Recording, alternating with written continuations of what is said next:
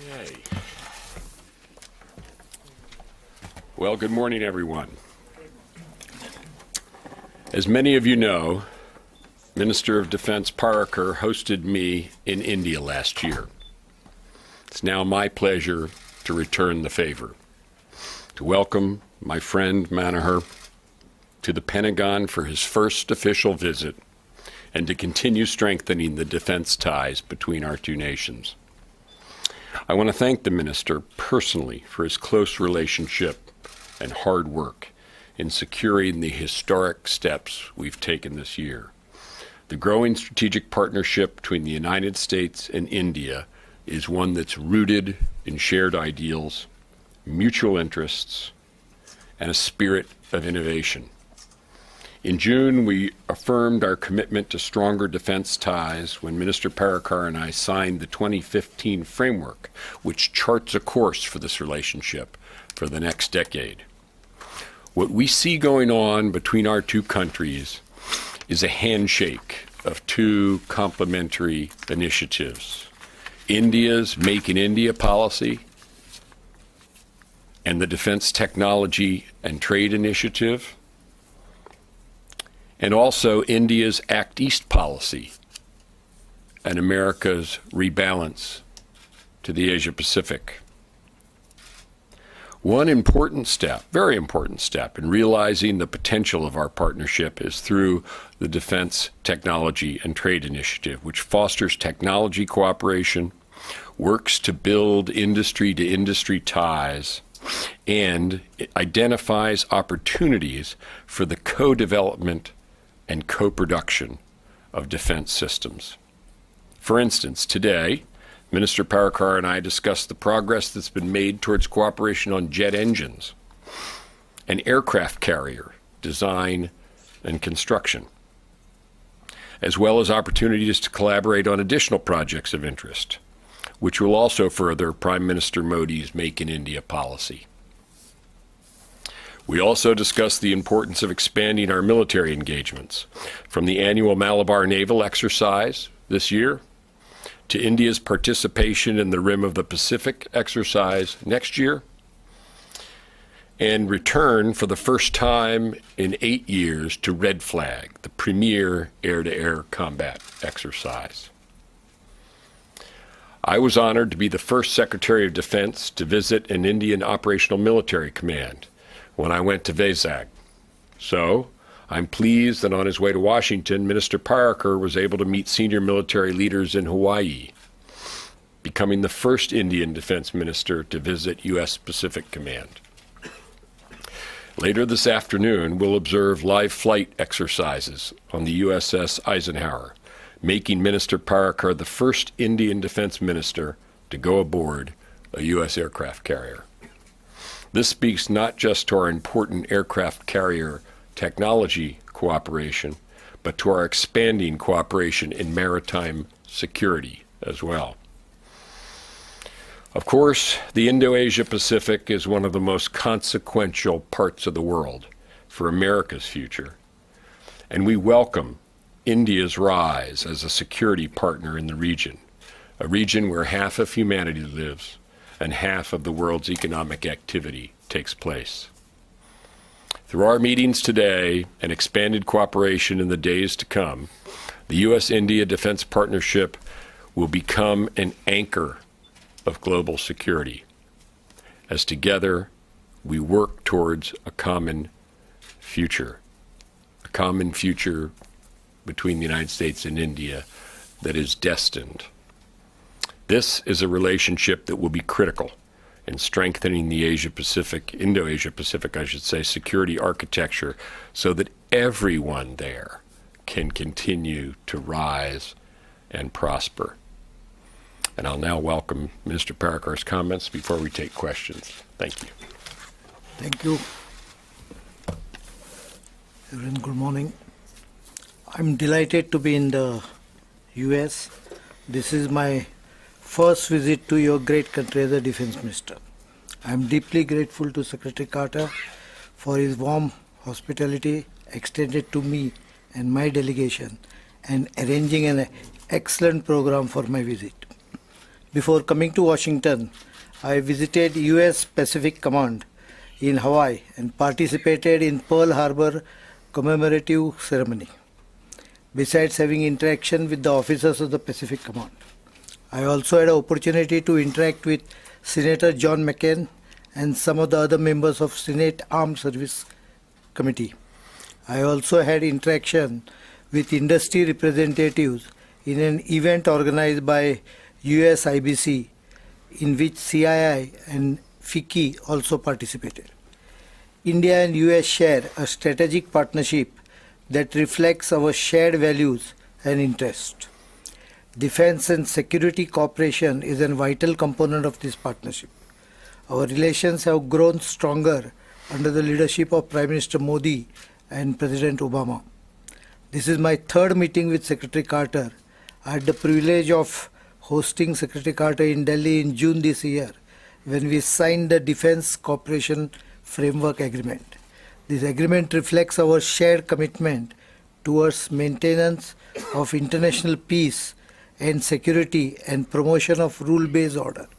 We again met recently in Kuala Lumpur on the margins of ADMM+. In our discussion today, Secretary Carter and I discussed a range of issues covering the entire spectrum of our defense partnership. We also exchanged views on global and regional security issues. We noted the good progress made under DTTI. This is an initiative to which both sides attach great importance. We deeply appreciate the personal commitment of Secretary Carter in shaping up this initiative. I have conveyed to Secretary Carter our desire to further collaborate in the higher-end transformative technologies within the framework of DTTI. We also reviewed the cooperation between our armed forces, which have grown stronger. Today, India, pleased to say, is conducting more military exercises with US than any other country.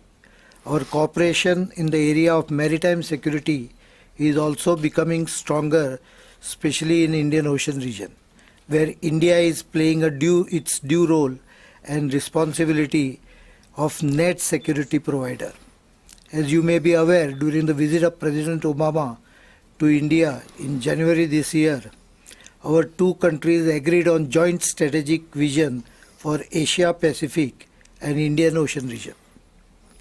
The issue of terrorism was a key topic discussion in my all engagements. Terrorism has become a global phenomenon and requires a comprehensive response. Terrorists of all shades and affiliations must be countered without any differentiation. I appraise Secretary Carter of the key policy decision taken by Government of India in the defense sector, including the increase in FDI limits to 49%, liberal offset policies, and improving the ease of doing business. We feel that the recent policy initiatives have opened up immense opportunities for the US companies to set up their manufacturing enterprises in India in collaboration with Indian companies. This was our message to industry representative yesterday.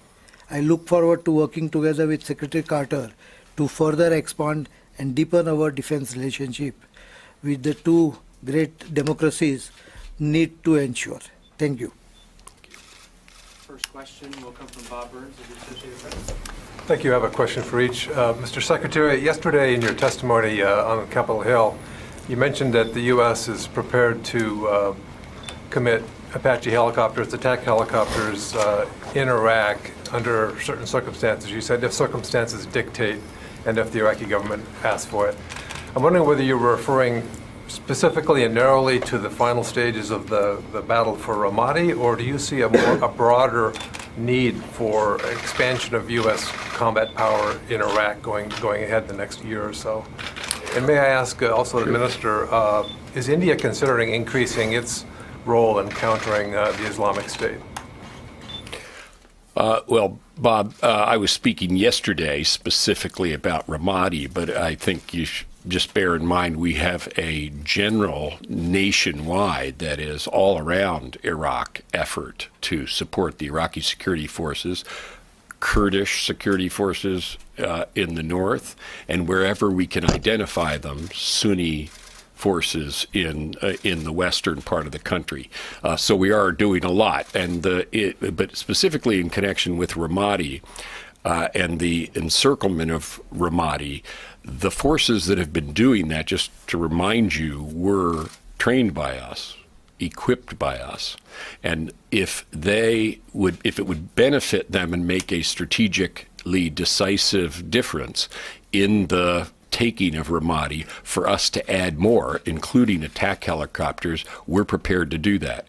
And more generally, as I indicated yesterday when I was up on Capitol Hill, we are taking a number of measures. I described 9 new ones to increase the pressure on ISIL, with the aim, speaking now of just Iraq and Syria, of the defeat of what is the parent tumor of our ISIL. At the same time, we'll work around the world, and sadly, as we learned from San Bernardino, here at home also, the Department of Homeland Security, the law enforcement community, and so on. So this is a global and multispectral fight, but we have to defeat them in Iraq and Syria, and the taking of Ramadi, which will occur, is an important step, and will assist it in whatever ways would hasten it and bring it about faster. The fall of Ramadi is imminent? Is it moving quickly in that direction? Well, I expressed yesterday it's been disappointingly slow, so I'm reluctant to make a time projection. I am certain it will fall, and we will assist in the making of it fall. I mean, my general answer to that kind of question is as soon as possible. India's policy on Middle East has been very same, no changes in that policy. While we share in intelligence, we believe that whatever role India has to play under UN approved any program, we will do it. So there is no change in stand as of now. But we are sharing intelligence. We don't mind to go one step further in sharing sharing the information. Second question comes from Elijah of Prestige. Welcome, Mr. Minister, and welcome, Mr. Secretary. In your opening remarks, both of you spoke about the progress the two countries have made in the defense relationship in the last 10 years. In fact, in trade, it has moved from almost 0 billion to 10 billion now. So where do you see the relationship going forward now? What is your vision, and at what pace the relationship should move forward from both of you? I think what we have achieved in last 15 months, or more so since June 2015, is remarkable, and probably is a month against a year earlier. I expect to progress at a speed of a year per month. So in what we have achieved in 50 years, probably we may be able to achieve in the current tenure next 30-40 months. I just want to second that. And the pace is picking up. We've done so much more in the last year probably than we've done in the 10 years before that. And I'm guessing that in the next 10 months we'll do yet again more than we've done in the last year. These are not only larger projects, but they have a different character. As I indicated earlier, and that's what DTTI is about. It's about projects in which we work together, sharing technology and sharing production, which is good for our companies and good for our technology base, consistent with the Make in India policy of Prime Minister Modi, and it reinforces the very deep cultural relationship between the United States and India, a people-to-people thing, a democracy-to-democracy, an innovative culture to innovative culture, sticking up for principles around the world, and also enormous common interests. We talk about maritime domain, security throughout Asia, South Asia, and so forth. So for all these reasons, we are being carried in this direction inexorably. Our job is to make us go faster, and that's what we're doing. Next question, Barbara Starr. A question for both of you gentlemen, separate questions if I may. Mr. Secretary, can you talk a little bit about your proposals to develop counterterrorism hubs around the world to deal with ISIS affiliates? You talked yesterday about your concerns in particular about Libya. Do you think you can ever boot ISIS out of Raqqa? Could you talk a little bit about that? And Mr. Minister, because India is such an ally of the United States, and your country has so many decades of experience in diversity, many Americans would like to understand, can you help us understand India's reaction to the proposal of Donald Trump regarding people of the Islamic faith? I have to imagine that your government has a view about that. I'll go first. Important as it is to defeat ISIL in the parent tumor of Iraq and Syria, to include expelling them from Raqqa. Absolutely, that's necessary.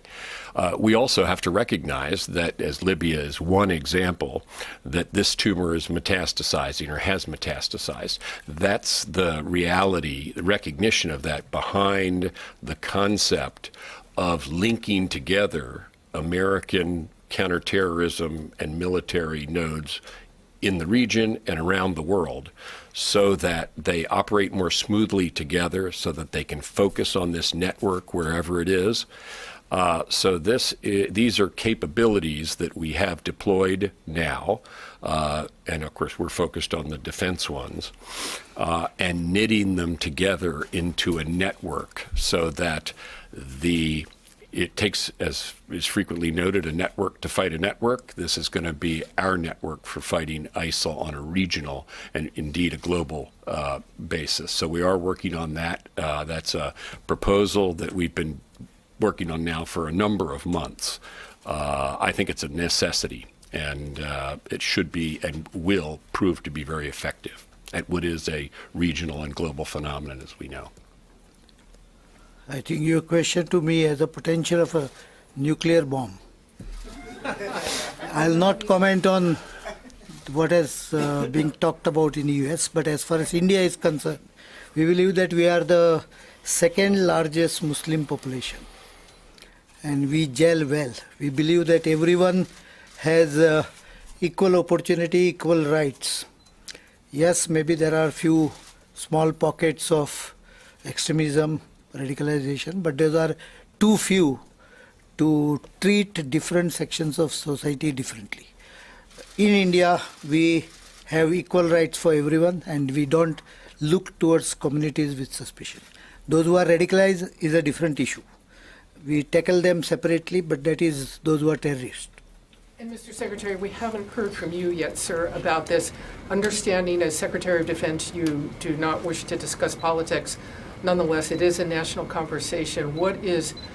Does this proposal, wherever it came from, make the war against ISIS easier, more difficult? Does it add to national security? Does it harm national security? Barbara, I'm only going to say one thing about that. I've said this before. This is a department that stands apart from politics. It's national security, and I'm not going to comment while I'm Secretary of Defense on anything that is going on in the campaign trail. We have said, as a matter of and the President has said this, that as a matter of in the fight against ISIL, that this is not a fight with Muslims or Islam. It's not, as they would like to have us say, a westernizing of the conflicts in Iraq and Syria. This is an extremist, violent movement which threatens America and needs to be defeated.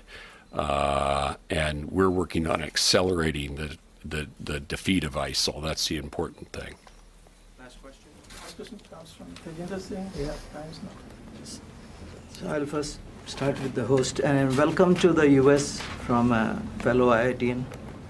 And what is the significance you feel about this US-India defense cooperation in the light of Make in India initiative of your government? It's not only talk the talk, but walk the walk. And I think we are doing more than walk the walk. DTTI is the initiative of Secretary Carter, which took up, of course, initially for the first 3-4 months, not with that much enthusiasm. But I think the matters are clear, the objectives are clear. We are already concluded on 2 of the items. There were 6 on the board. 2 more are in the final stages, but many more are coming. And I think this initiative, with a timeline of 6 months, you will see so many of defense initiatives, technology transfers, US companies setting up production facilities in India, decision on those. Of course, setting up production facilities may take more longer time, but decision on those coming through. And I'm thankful to Secretary Carter for his initiative in placing this above normal level of dealing.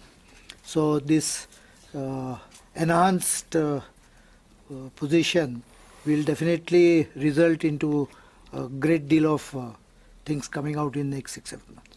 Just a quick one to Mr. Secretary.